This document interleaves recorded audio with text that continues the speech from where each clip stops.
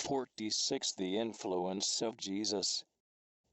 Presence of God. O Jesus, give me the grace to understand that my soul is always under the powerful, sanctifying influence of your sacred humanity.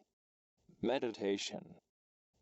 1. Virtue went out from him, and healed all. Lk 6:19. The Gospel says, in speaking of Jesus, and the astonishing miracles which he worked, at the touch of his hand, the blind saw, the deaf heard, the dumb spoke.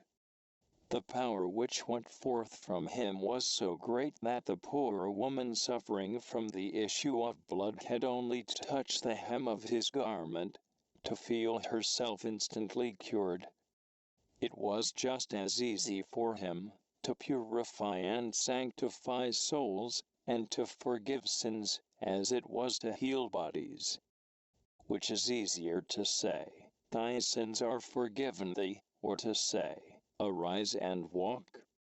But that you may know that the Son of Man hath power on earth to forgive sins, he saith to the paralytic, I say to thee, Arise, take up thy bed, and go into thy house. Ibid.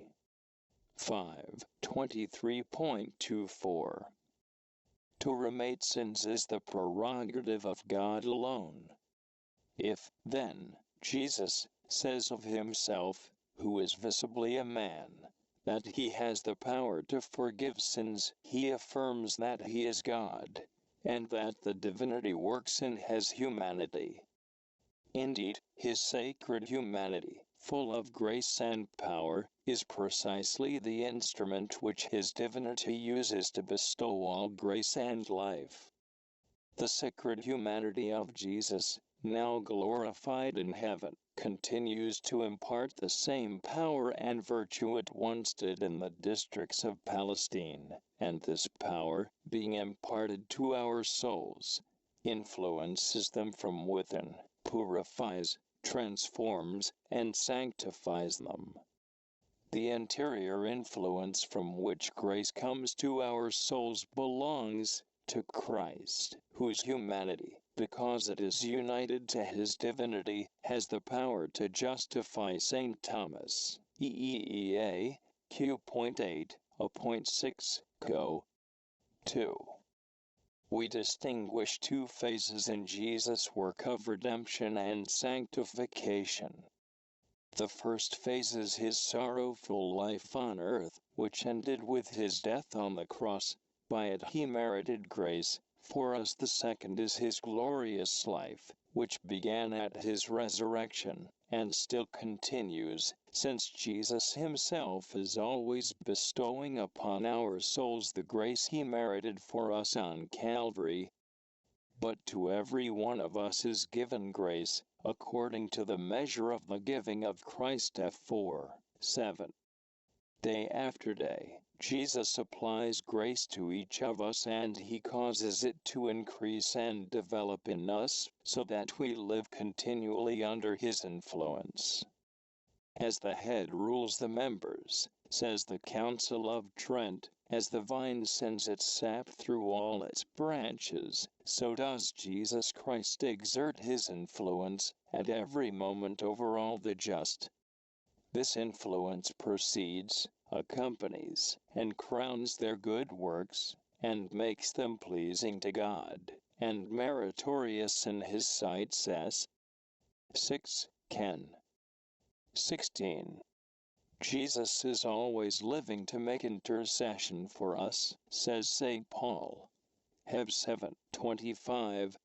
He is living in the most holy sacrament of the altar, and he is living in heaven, where, seated in glory at the right hand of his Father, he shows him the reddened wounds of his passion, thereby making continual intercession for us. In addition, he is himself choosing, determining, and distributing graces to each one according to the measure of his gift. Mystici corporis. Christ is then in the fullest sense, in the most actual sense, the source of all our life. Christ is our life. Compare Col 3:4. St. Paul exclaims, because, as St. Thomas says, he is the source of our life.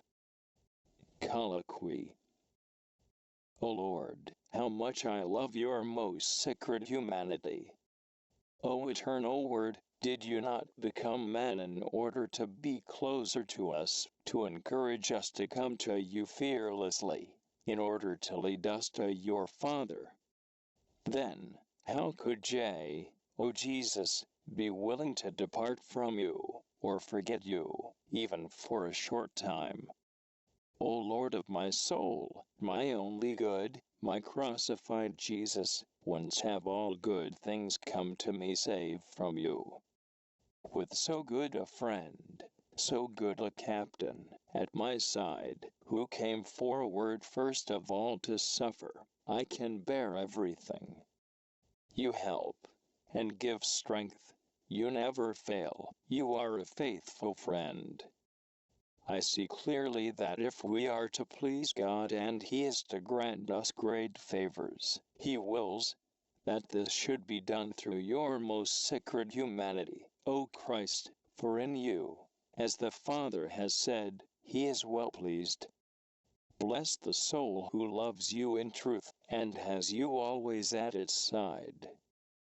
When I see you near me, I have seen all blessings. T.J. Life, 22. O Jesus, my dearest Redeemer, if I could not follow you along the roads of Palestine, if I cannot behold you in heaven, where you are seated in glory at the right hand of your Father, always interceding for me, I can, nevertheless, every time I so desire, find you living in the most holy sacrament of the altar. What an immense gift you have bestowed on me by leaving your sacred humanity in the Holy Eucharist. As God, you are everywhere, it is true, but as man, and my Redeemer, I find you in the sacred host. My poor human nature needs to find you in the integrity of your person as God made man. It needs to be able to approach you and possess you, not only spiritually, but even in a physical reality. I am thinking especially of those precious moments after Holy Communion, when your sacred humanity is in direct physical contact with my soul.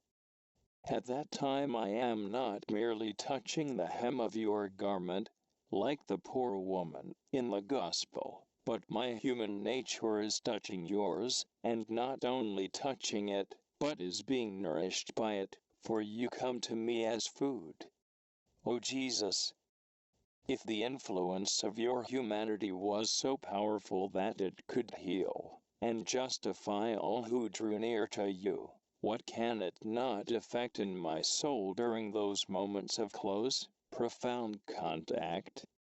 O Jesus, forgive me my sins, heal, purify, and sanctify my soul. Give me those dispositions of profound humility, lively faith, and ardent love which will enable me to receive the fullness of your divine influence.